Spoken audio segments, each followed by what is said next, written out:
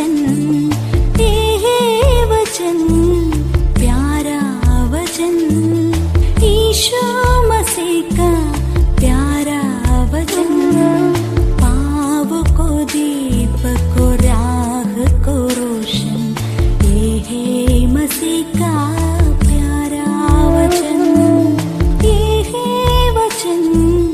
परमेश्वर के धन्य नाम की महिमा हो। प्रभात मनन के सत्र 2101 में आप सभी का बहुत ही विनम्रता के साथ स्वागत करता हूं। आइए आज के मनन के लिए हम पढ़ते हैं इब्रानियों 11 पद 29। विश्वासी से वे लाल समुद्र के पार ऐसे उतर गए जैसे सूखी भूमि पर से, और जब मिस्रियों ने वैसा ही करना चाहा तो सब डूब मरे। मैं पूर्व में भी एक बार कहा था कि इब्रानी के 11वां अध्याय को यदि आप प्रारंभ से अंत तक पढ़ेंगे तो आप ये समझ पाएंगे कि विश्वास प्राथमिक अवस्था से उसके उच्च स्तराई अवस्था की ओर किस प्रकार विश्वास करने वालों में प्रभावशाली है। अभी तक हम जितने विश्वास के बहादुरों की चर्चा की है और बाकी जितने हैं सभी का यदि आप एक तुलनात्मक अध्ययन करेंगे तो आप यह बात अवश्य समझ पाएंगे। हम बीते दिनों में मूसा के विश्वास के विभिन्न पहलुओं पर मनन कर रहे। प्रारंभ में बढ़ी गई पदों में हम देखते हैं कि एक राष्ट्र के रूप में इस्राएल पर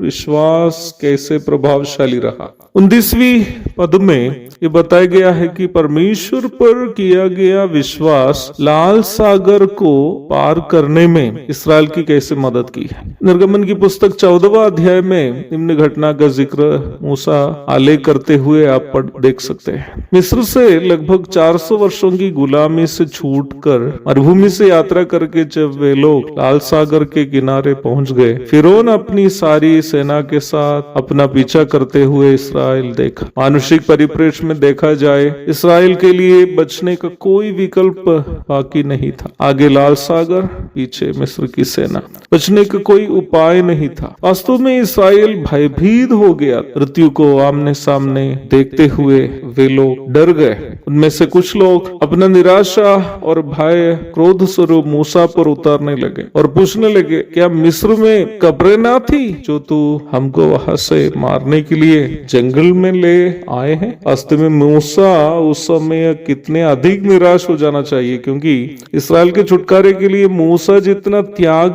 किया है उतना कोई और इंसान नहीं किया है। उसके बावजूद भी वही इस्राएलियों से जिनका छुटकारे के लिए उन्होंने त्याग किया वही उनको गाली सुना रहे। मेरे और आपके जीवन में भी इस प्रकार की कई परिस्थितियां आ सकती है। हम जिसके फायदे के लिए कष्ट उठाते होंगे वही व्यक्ति या वही लोग ही हमारी निंदा करते हुए हमारी बदनामी करते रहेंगे। सुसमाचार प्रचार की सेवा में विशेषकर कलीसिया की स्थापना के पश्चात उसकी अगुवाई करते समय इस प्रकार की कई अवस्था से प्रचारकों को गुजरना पड़ते हैं। ऐसी परिस्थितियों में सेवा को ही छोड़कर जाने का मन करेगा। वास्तव में मूसा के लिए निम्न माहौल एक चुनौतीपूर्ण माहौल था। परमेश्वर से और परमेश्वर के द्वारा उनको दी गई सेवा के प्रति अपना विश्वास योग्यता को साबित करने की चुनौती, परंतु उस विश्वास योग्यता साबित करने के लिए उनके पास किसी प्रकार के मानुषिक विकल्प नहीं था।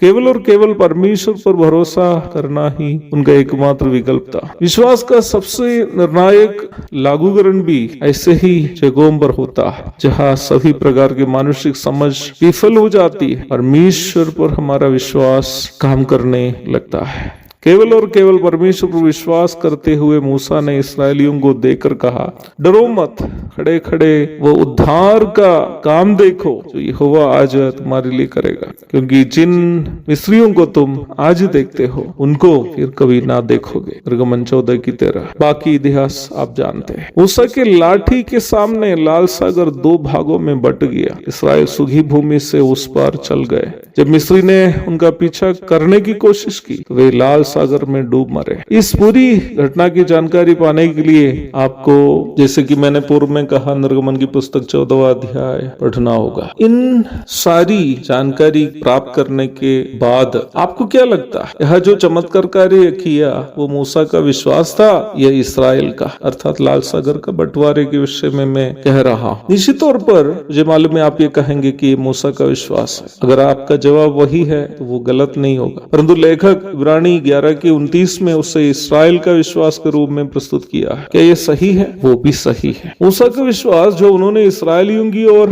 हस्तांतरित किया। अवश्य याद रखे प्यारो, यदि हम विश्वास से चुनौतियों का सामना करेंगे तो निश्चित तौर पर वो विश्वास हमारे जीवन साथी, हमारे बच्चे, हमारे कलीसिया के अन्य भाई बहन आदि जो लोग हमारे चारों ओर है, उनकी ओर भी अवश्य स्थानांतरित होगा। माफ कीजिएगा, हस्तांतरित होगा। वे लोग भी विश्वास से चुनौतियों का सामना करना शुरू करेंगे। एक और शुभ दिन की धन्य कामनाओं के साथ आज का मनन में यहाँ समाप्त करता हूँ। प्रभु आप सबको आशीष दे। आमीन।